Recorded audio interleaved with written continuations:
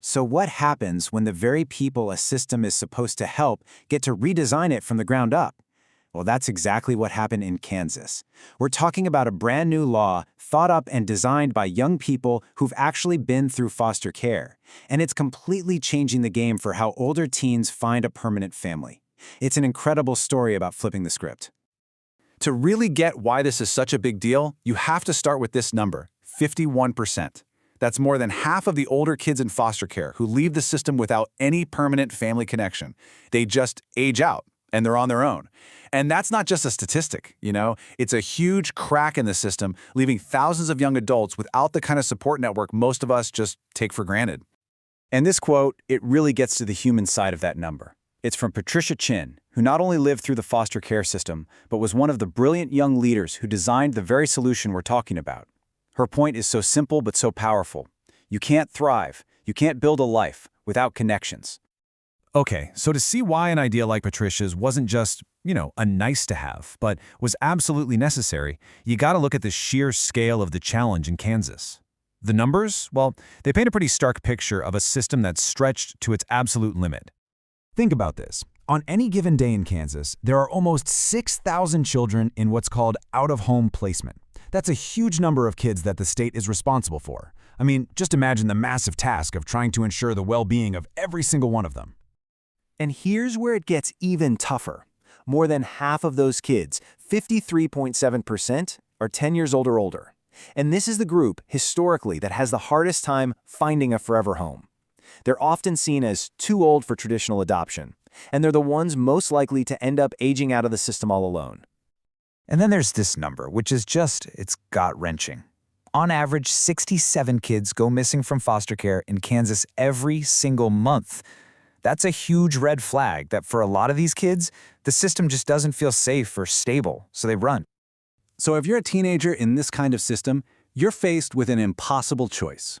Seriously, it's a choice no young person should ever have to make. And Patricia Chin just nails it with this quote.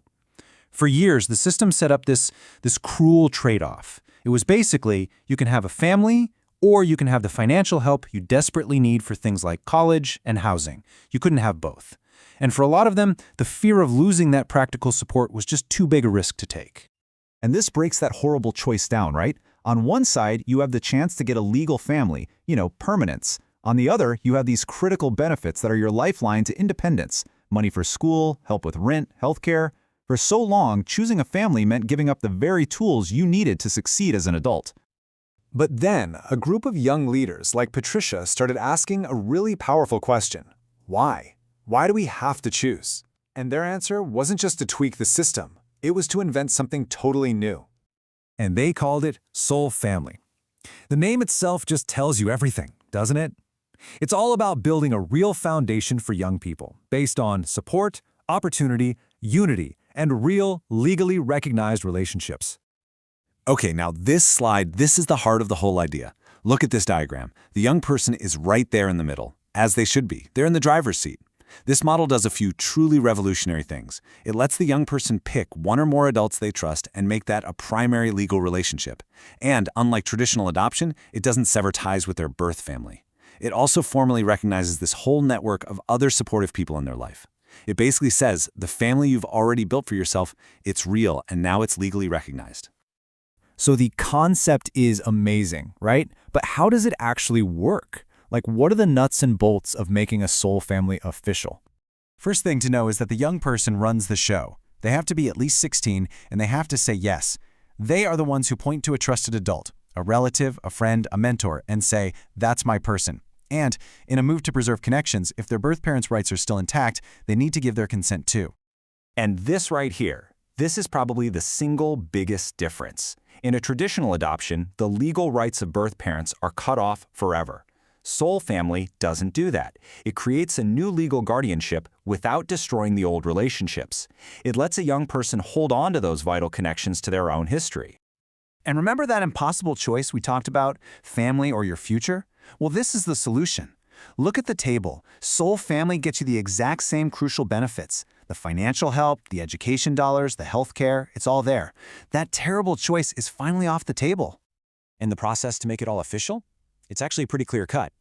The young person picks their person, or people. The system does its due diligence, background checks and assessments to make sure everyone is safe. That report goes to a judge, and the court makes the final call, making that chosen family legally real. Now, maybe the most incredible part of this whole story is that this isn't just a theory anymore. This isn't some idea on a whiteboard.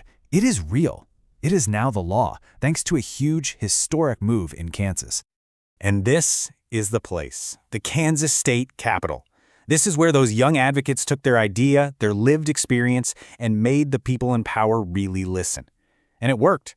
They took a huge step and wrote this new idea of family into state law. And get this, just this year, April 2024, Kansas made history. It became the very first state in the entire country to make sole family a legal option for permanence. A policy created by youth for youth is now a reality, and that sets an incredible example for the rest of the nation. So that leaves us with a pretty big question, doesn't it? Kansas proved it's possible. They proved you can redefine family to actually match the real relationships young people have. So now the question is for everyone else. If a family can be something you choose, something you build, and something the law recognizes, what could that mean for the future of child welfare everywhere? It could literally change everything.